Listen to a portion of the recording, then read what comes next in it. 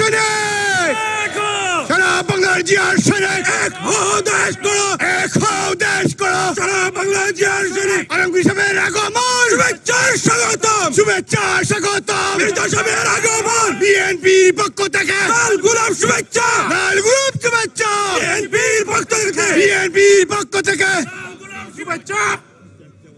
আচ্ছা, আমরা কিন্তু নেতার লাগান কেউ সামনেও পাইতাম না, আমি নিজেও পাইতাম না।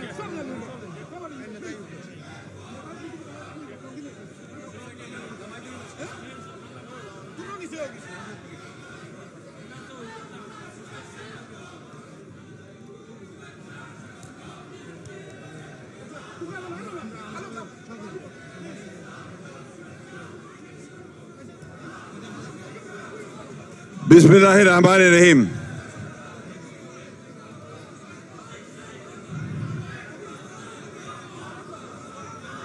যুক্তরাজ্য বিএনপি আয়োজিত আজকের এই সভার সম্মানিত সভাপতি, মঞ্চে উপবিষ্ট বিএনপির কেন্দ্রীয় এবং যুক্তরাজ্য বিএনপির নেতৃবৃন্দ এবং যুক্তরাজ্যের বিভিন্ন এলাকা থেকে আগত আমাদের জাতীয়তাবাদী সৈনিকেরা, ভাই ও বোনেরা, আসসালামু আলাইকুম। আমি আজকে নিজেকে অনেক সৌভাগ্যবান মনে করছি যে হাসিনা মুক্ত, ফ্যাসিস্ট মুক্ত বাংলাদেশ থেকে আপনাদের সামনে এসে উপস্থিত হতে পেরেছি। আপনারা যদি দয়া করে একটু বসেন তাহলে আমি কথা বলতে সুবিধা হবে, কারণ 7 বছর পরে আজকে আমি এখানে দাঁড়িয়েছি। আপনারা অনুগ্রহ করে বসলে আমি কিছু কথা বলতে পারবো, আর আপনারা না বসলে, কথা বললে আমার পক্ষে কথা বলা কঠিন হবে। প্লিজ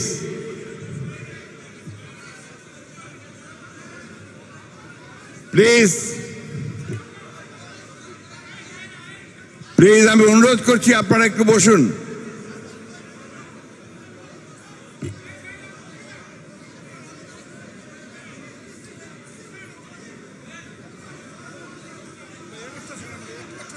হ্যাঁ, কি বলবে?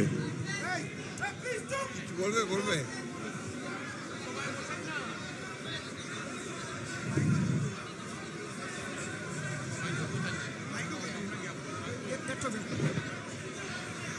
নেতৃবৃন্দ, প্লিজ, নেতৃবৃন্দ, লিসেন লিসেন, শুশ, আপনারা প্লিজ সাইলেন্ট। আমাদের মহাসচিব মহোদয়ের গুরুত্বপূর্ণ বক্তব্য শুধু এখানে নয়, দেশে বিদেশে, বাংলাদেশ সহ পৃথিবীর সবাই এই প্রোগ্রামটি দেখছেন। আপনারা লাইভ দিবেন বসে, প্লিজ সাইলেন্ট।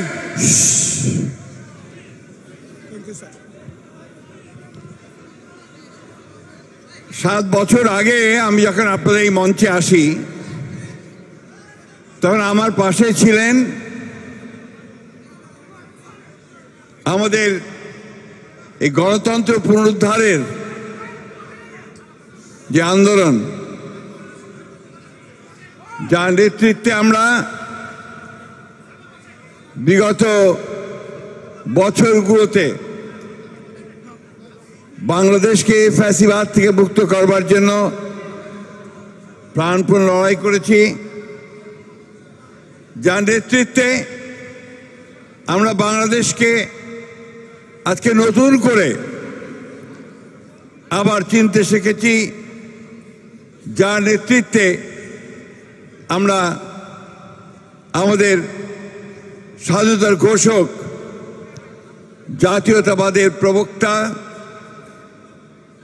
আধুনিক বাংলাদেশের রূপকার শহীদ প্রেসিডেন্ট জিয়াউর রহমানের যে আদর্শ, যে দর্শন, তাকে প্রতিষ্ঠিত করবার একটা সুযোগ পেয়েছি, যার নেতৃত্বে আমরা গণতন্ত্রের আপসীর নেত্রী দেশনেত্রী বেগম খালেদা জিয়াকে মুক্ত করতে পেরেছি, যার নেতৃত্বে আমরা বাংলাদেশের সমস্ত স্বাধীনতাকামী গণতন্ত্রকামী মানুষের সামনে আবার নতুন করে একটা স্বপ্ন দেখাতে সম্ভব হয়েছি।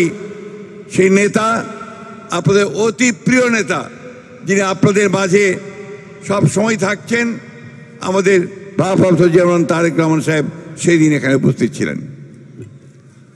সেদিন আমি একটা কথা বলেছিলাম, যদি আপনাদের মনে থাকে অনেকের, আমি বলেছিলাম যে আজকে যে নেতা আমাদের পাশে বসে আছেন,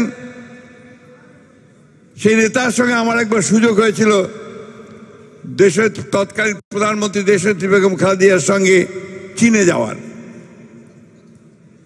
প্রচন্ড শীত ছিল, ঠান্ডা ছিল, বাইরে আপনার কোনো মতেই গার্ড অফ অনার দেওয়া সম্ভব ছিল না, বরফ পড়ছিল। গ্রেট হল, চীনের যে গ্রেট হল, সেই গ্রেট হলে তাকে সেই গার্ড অফ অনার ব্যবস্থা করা হয়েছিল। চীনের প্রধানমন্ত্রী এসেছিলেন। গার্ড অফ অনার শেষ হওয়ার পরে যখন তিনি তার এন্টোরেজের দেশনেত্রী বেগম খালেদা জিয়া, তার সঙ্গে যারা সফর সদস্য ছিলেন, যখন পরিচয় করিয়ে দিচ্ছিলেন, আমার পাশে ছিলেন আমানুল্লাহ আমান, তার পাশেই ছিলেন আমাদের নেতা, আমাদের স্বপ্ন জনাব তারেক রহমান। তার সামনে এসে যখন তিনি পরিচয় করিয়ে দিলেন, হি ইজ মাই সান তারেক রহমান, চীনের প্রধানমন্ত্রী তার দুহাত বাড়িয়ে তারেক রহমানের হাত ধরে বললেন, carry the flag of your father and mother.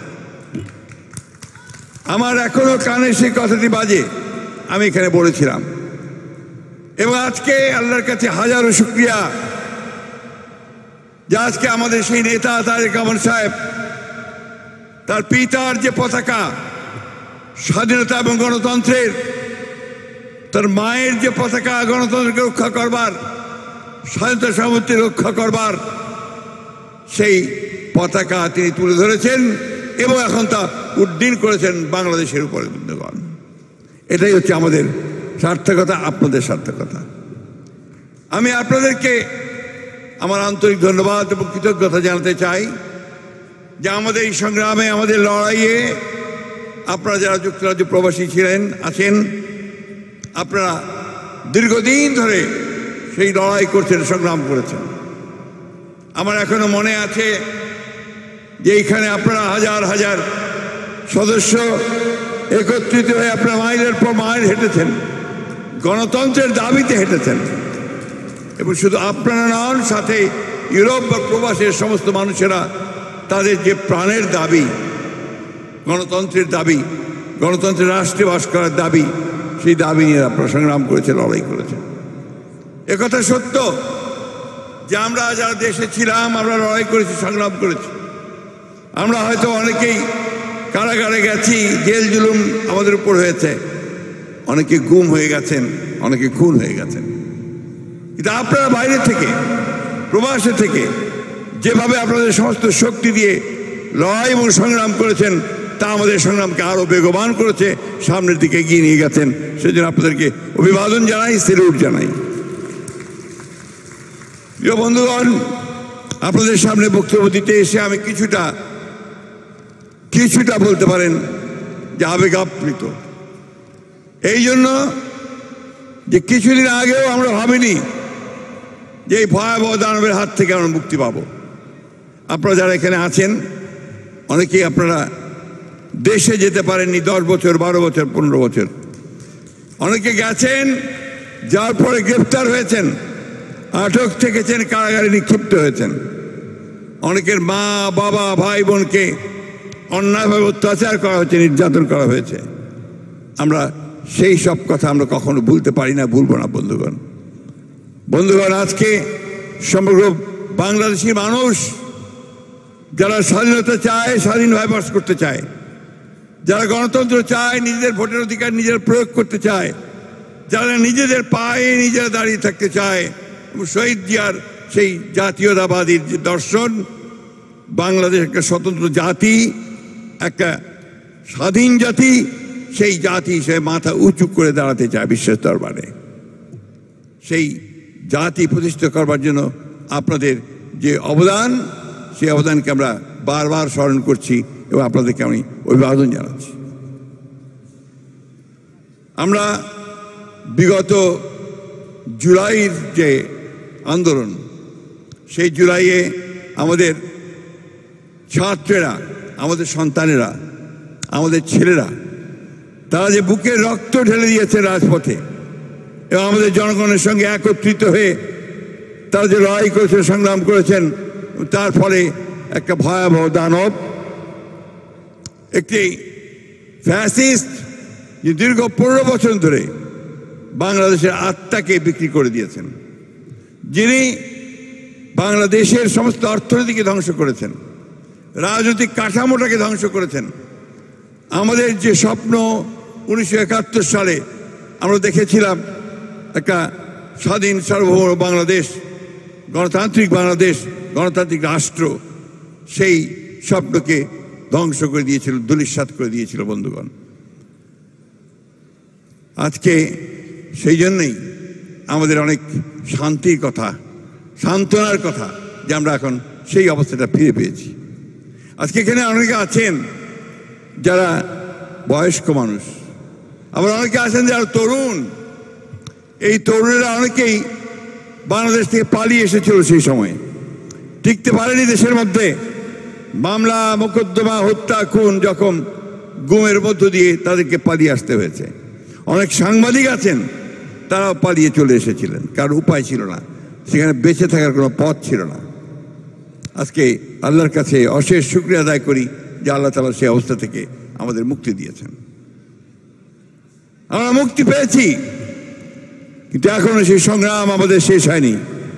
আপনারা জানেন যে আমরা এই জুলাই বিদ্রোহের পরে, বিপ্লবের পরে, গণ অভ্যুত্থানের পরে আমরা একটা কেয়ারটেকার গভর্নমেন্টের হাতে সবাই একত্রিত হয়ে ডক্টর মোহাম্মদ ইউনূসেরকে দায়িত্ব দিয়েছি আমরা এই দেশকে আবার ঠিকমতো পথে নিয়ে আসার জন্যে, এবং একটি নিরপেক্ষ নির্বাচন, সকলের কাছে গ্রহণযোগ্য নির্বাচন করার জন্যই আমরা তাকে দায়িত্ব দিয়েছি। এবং আমরা এই কথা মনে করেছি সমস্ত রাজনৈতিক দলগুলো এবং ছাত্র নেতারা, ছাত্র সমন্বয়কেরা, বৈষম্য বিরোধী ছাত্ররা, যে আমরা ডক্টর ইউনূসের নেতৃত্বে এটা খুব দ্রুতভাবে আমরা এটাকে সম্পন্ন করতে সম্ভব হব। কিন্তু আগে আমি বলেছি যে পথ তো এত সহজ নয়, এত কুসুমাত্তীর্ণ নয়। আজকে আপনারা সবাই সোশ্যাল মিডিয়ার সঙ্গে পরিচিত, খবরের কাগজ দেখছেন, আপনারা টেলিভিশন দেখছেন, সোশ্যাল মিডিয়া দেখছেন। আজকে বাংলাদেশ আবার একটা এই যে আনন্দ, আপনার স্বাধীনতার নতুন করে মুক্তি পাওয়ার সেই আকাশে কিন্তু মেঘ চুড়ে বসেছে। আপনারা লক্ষ্য করছেন যে আজকে অত্যন্ত দুর্ভাগ্যজনক ভাবে একটা ভ্রান্ত ধারণা ছড়িয়ে দিচ্ছে কিছু মানুষ। সেই ভ্রান্ত ধারণাটা কি? সেই ভ্রান্ত ধারণা হচ্ছে যে বাংলাদেশে সংখ্যালঘুদের উপরে নির্যাতন হচ্ছে। এই ফেক একটা ইনফরমেশন, এই ডিসইনফরমেশন ছড়িয়ে দিয়ে বাংলাদেশে আবারও একটা সমস্যা সৃষ্টি করবার পায়ে তারা চলছে বন্ধুগণ।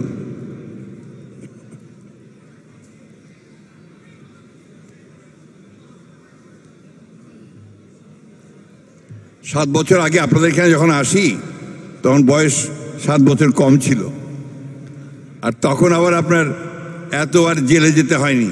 এখন কি এর মধ্যে বহুবার জেলে গেছি, সেই জন্য আগের মতো সেই শক্তি আর বল নেই, যদিও মনের সমস্ত জোর আছে।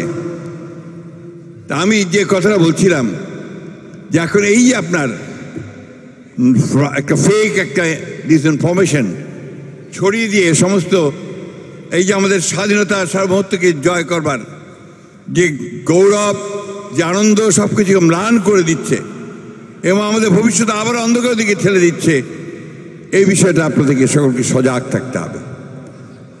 আজকে এই যে বিদেশি ভদ্রমহিলা, বিবিসির সম্ভবত, তিনিও এসছেন এই বিষয়গুলো জানার জন্য, এমনভাবে ছড়িয়েছে চারদিকে যে বাংলাদেশে সংখ্যালঘুদের উপর অত্যাচার করা হচ্ছে, বাংলাদেশে মিথ্যা মামলা করা হচ্ছে।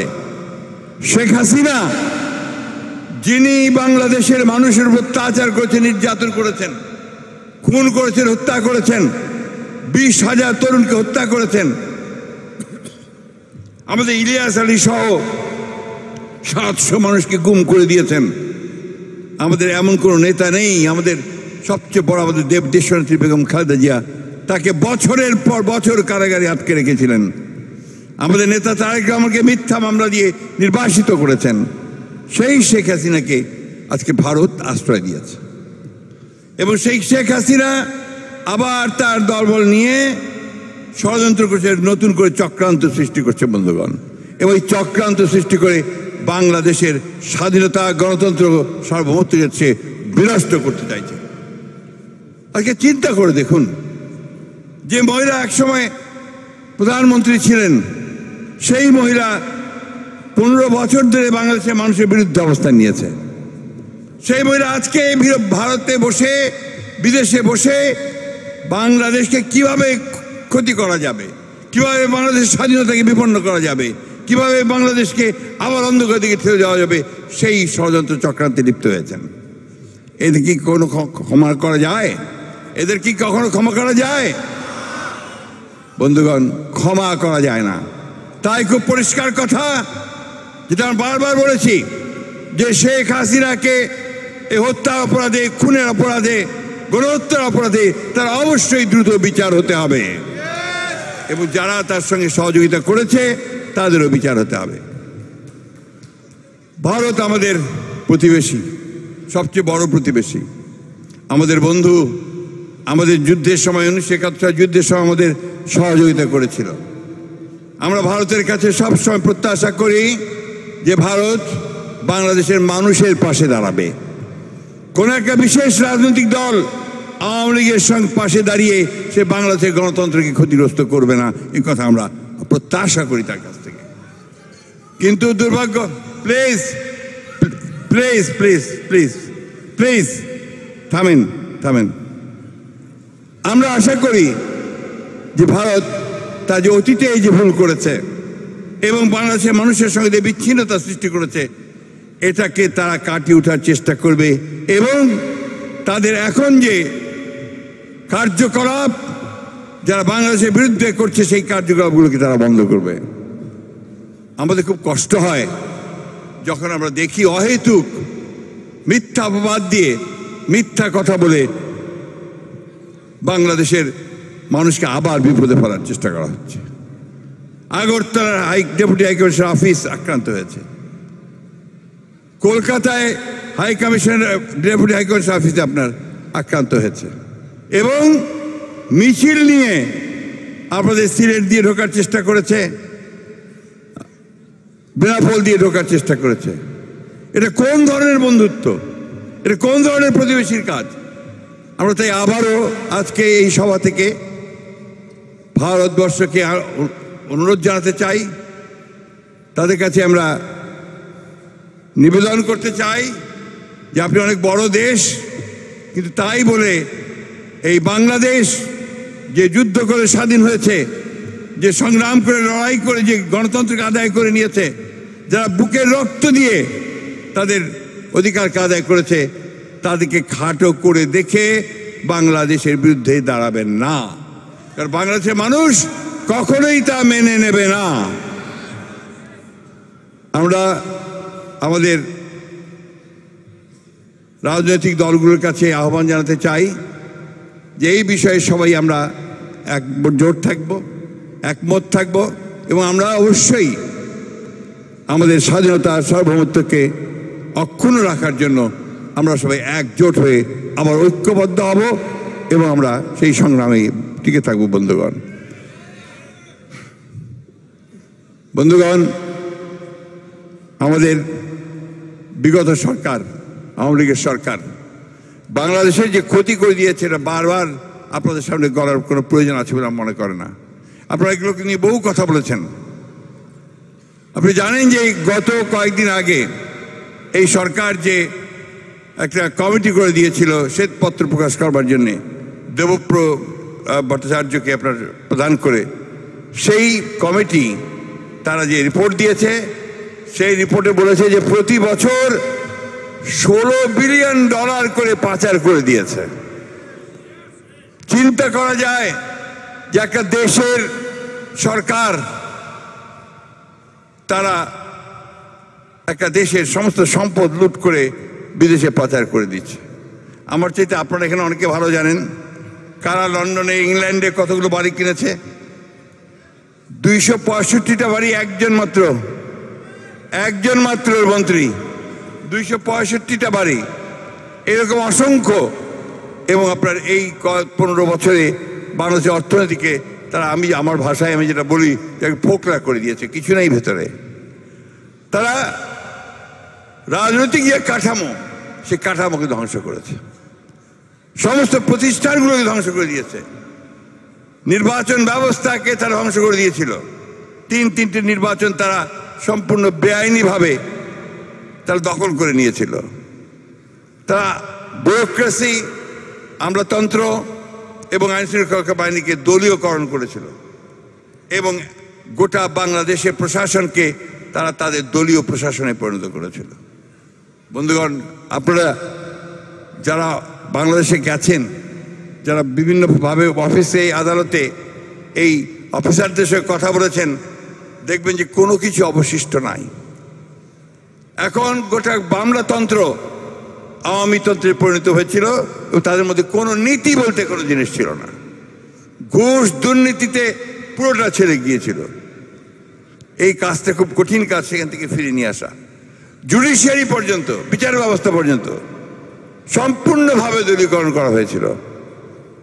আজকে আল্লাহর অশেষ রহমতে সেই অবস্থার পরিবর্তন হচ্ছে, পরিবর্তন হবে।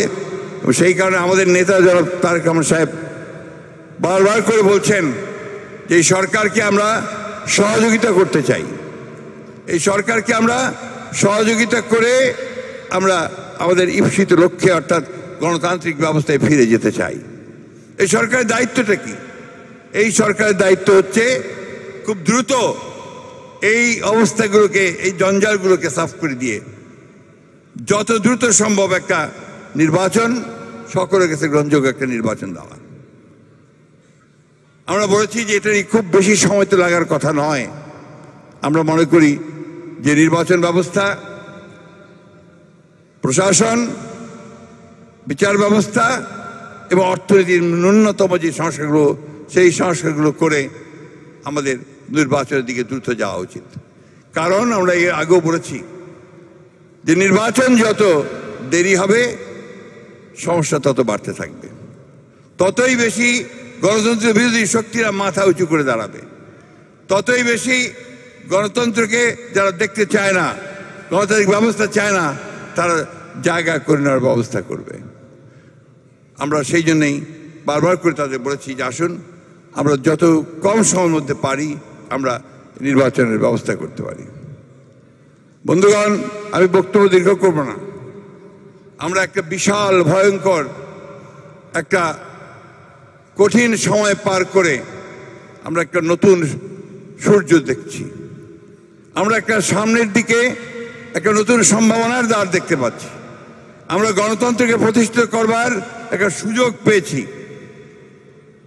আমরা সেই সুযোগ নষ্ট করতে চাই না। আমাদের নেতা জনাব তারেক রহমান সাহেব বারবার করে সেই কথাই বলেছেন যে আমরা এমন কিছু করব না যার মধ্য দিয়ে আমরা নিজেদের ক্ষতি করি বা এই সুযোগ আমাদের হাতছাড়া হয়ে যায়। তিনি দেখবেন যে আমাদের তারেক রহমান সাহেব কত ম্যাচিওরড হয়েতে বক্তব্য দিচ্ছেন এবং এই কয়েকদিন গতকালও তিনি যে বক্তব্য দিয়েছেন এই ভারতের সঙ্গে এই সমস্যার কারণে খুব খুবই ঠান্ডা মাথায় অত্যন্ত স্টেটসম্যানের মতো, রাষ্ট্রনায়কের মতো তিনি বক্তব্য দিয়েছেন এবং তিনি ধৈর্য সহকারে এই সমাধানগুলো করার জন্য বলেছেন এবং তাদের পাতা ফাঁদে আমরা যেন পা না দেই সেই কথাটা বারবার বলেছেন। তাই কোনো হঠকারিতা নয়, কোনো বিশৃঙ্খলা নয়, অত্যন্ত সতর্কতার সঙ্গে আমাদেরকে সামনের দিকে পা ফেলতে হবে। আমাদের মধ্যে অনেকে আছেন যারা উগ্রতা করেন, আমাদের মধ্যে অনেকে আছেন যারা হঠকারিতা করেন, কিন্তু হঠকারিতা বা উগ্রতা এটা কখনোই আমাদেরকে সঠিক লক্ষ্যের দিকে নিয়ে যাবে না। গোটা পৃথিবী এখন ভিন্ন রকম, গোটা পৃথিবী এখন অস্থির হয়ে উঠেছে। আজকে ভূ রাজনীতি, এই ভারত উপমহাদেশের যে রাজনীতি, সব কিছু মিলিয়ে আমাদেরকে সামনের দিকে এগিয়ে যেতে হবে অত্যন্ত সতর্কতার সঙ্গে। আমি খুব সুস্থ নই, যে কারণে আমি আপনার অনেকক্ষণ বক্তব্য রাখা হয়তো আমার পক্ষে সম্ভব হয় না। ইচ্ছা ছিল আপনাদের সামনে অনেকক্ষণ কথা বলার, কিন্তু সেইটা বোধহয় সম্ভব হবে না। শুধু একটা কথা আপনাদেরকে আমি অনুরোধ করে বলতে চাই যে আপনারা অত্যন্ত ভাগ্যবান ছিলেন যে আপনারা এখানে আমাদের নেতা তারেক রহমান সাহেবকে আপনাদের মাঝে পেয়েছেন, এবং আমরা তাকে এখানে বেশি দিন রাখতে চাই না, আমরা তাকে দেশে নিয়ে যেতে চাই। কারণ তার নেতৃত্ব আমাদের এখন দেশে খুব বেশি প্রয়োজন। দেশের মানুষ তার জন্য অপেক্ষা করছে কবে তারেক রহমান সাহেব আসবেন।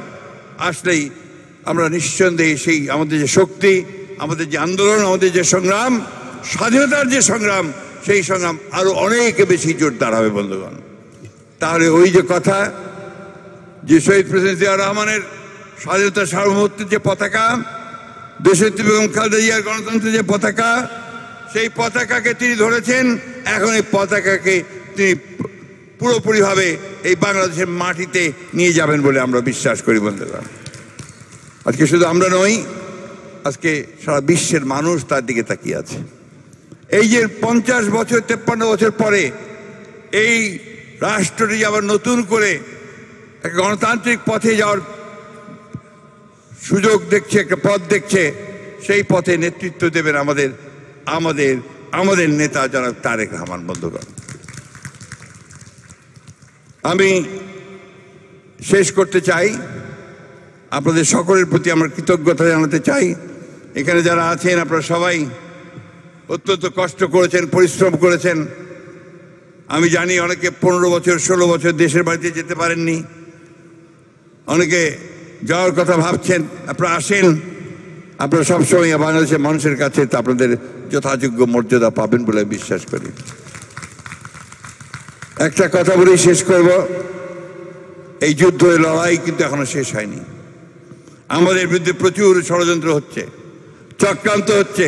আজকে বাংলাদেশের বিরুদ্ধে এই চক্রান্ত হচ্ছে বন্ধুগণ। এই চক্রান্তকে রুখে দাঁড়াতে হলে আমাদের যেটা দরকার হচ্ছে, ঠিক আন্দোলনের সময় আমাদের মানে ইস্পাত দৃঢ় ঐক্য ছিল, ঠিক সেই রকম ঐক্য আমাদেরকে আবারও শক্ত হতে ধরতে হবে বন্ধুগণ। ঐক্যকে দৃঢ় করতে হবে, এবং কেউ যেন আমাদেরকে বিভ্রান্ত করতে না পারে সেই কথাটা আমাদের মনে রাখতে হবে সব। কিছু মানুষ তারা সবসময় চেষ্টা করছে এটাকে ফাটল ধরানোর জন্য। কিছু ব্যক্তি তারা আমাদেরকে বিপথে পরিচালিত করতে চান। আমরা বাংলাদেশের মানুষ, আমরা উদারপন্থী গণতন্ত্রে বিশ্বাস করি, আমরা গণতন্ত্রে বিশ্বাস করি। সেই গণতন্ত্রকে প্রতিষ্ঠিত করবার জন্য আমরা অবশ্যই ঐক্যবদ্ধ থেকে একটা সুষ্ঠু নির্বাচনের মধ্য দিয়ে, সকলের কাছে গ্রহণযোগ্য নির্বাচনের মধ্য দিয়ে আমরা বাংলাদেশে আমাদের নেতা তারেক রহমান সাহেবের নেতৃত্বে, দেশনেত্রী বেগম খালেদা জিয়ার নেতৃত্বে আমরা একটা গণতান্ত্রিক রাষ্ট্র নির্মাণ করতে চাই বন্ধুগণ।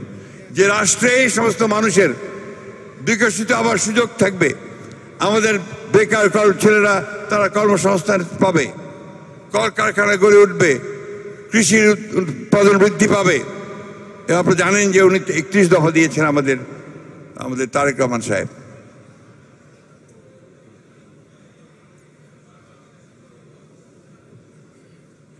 একটি দফার মধ্যে কিন্তু সম্পূর্ণ একটা নতুন একটা চিন্তা। আজকে অনেকে বলছেন যে সংস্কার আগে করতে হবে, আর সংস্কার তো আমরাও চাই। সংস্কার তো 2 বছর আগে আমরা দিয়েছি, এবং আমাদের চেয়ারম্যান সাহেব তিনি 31 দফা দিয়েছেন, এবং নতুন নতুন চিন্তা ভাবনা নিয়ে এসছেন। যে প্রেসিডেন্ট এবং প্রধানমন্ত্রীর যে ভারসাম্য, ক্ষমতা ভারসাম্য, সেটাকে রক্ষা করতে হবে, তাকে নতুনভাবে চিহ্নিত করতে হবে। দ্বিকক্ষ বিশিষ্ট পার্লামেন্ট তৈরি করতে হবে, আরও বেশি জনগণের আপনার অংশগ্রহণের জন্য, আরও গণতান্ত্রিকীকরণের জন্য। বিচার বিভাগের কমিশন তৈরি করে বিচার বিভাগকে নতুন করে সাজাতে হবে। অর্থনীতিকে কমিশন করে অর্থনীতিকে বৈষম্য দূর করে সমস্ত মানুষের কাছে যেন তার এই উন্নয়নের ছোঁয়া পৌঁছায় সে ব্যবস্থা করতে হবে। এই বিষয়গুলো আমি ছোটোখাটো করে বললাম, এই বিষয়গুলোকে আমাদের সামনে নিয়ে এগোতে হবে। তাই তরুণদের কাছে আমার আহ্বান, তখনও বলেছি আবারও বলছি, সারা আন্দোলনের সময় বলেছি যে এখন হচ্ছে তরুণদের সময়। আমি তখনও বলেছি নজরুল ইসলামের সেই কথা, কে আছো জোয়ান হও আগুয়ান, হাঁকিছে ভবিষ্যৎ। এই ভবিষ্যৎ আপনাদেরকে ডাকছে। আপনারা নতুন বাংলাদেশ তৈরি করবেন, আলোকিত বাংলাদেশ তৈরি করবেন, সকল মানুষের জন্য একটা বৈষম্যহীন বাংলাদেশ তৈরি করবেন। এটা দায়িত্ব আপনাদের।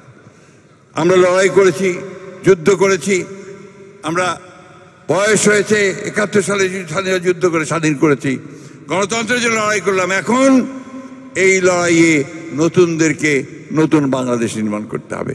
আসুন আমরা আমাদের নেতা তারেক রহমান সাহেবের যে স্বপ্ন, জিয়া রহমান সাহেবের যে স্বপ্ন, দেশনেত্রী বেগম খালেদা জিয়ার যে স্বপ্ন, সেই গণতান্ত্রিক সমৃদ্ধ বাংলাদেশ, স্বাধীনতার সার্বভৌম বিশ্বাসী বাংলাদেশ আমরা নির্মাণ করি। আপনাদের সকলকে আজকে এই কষ্ট করে এত রাত পর্যন্ত এখানে থাকার জন্য আন্তরিক ধন্যবাদ এবং কৃতজ্ঞতা জানাচ্ছি।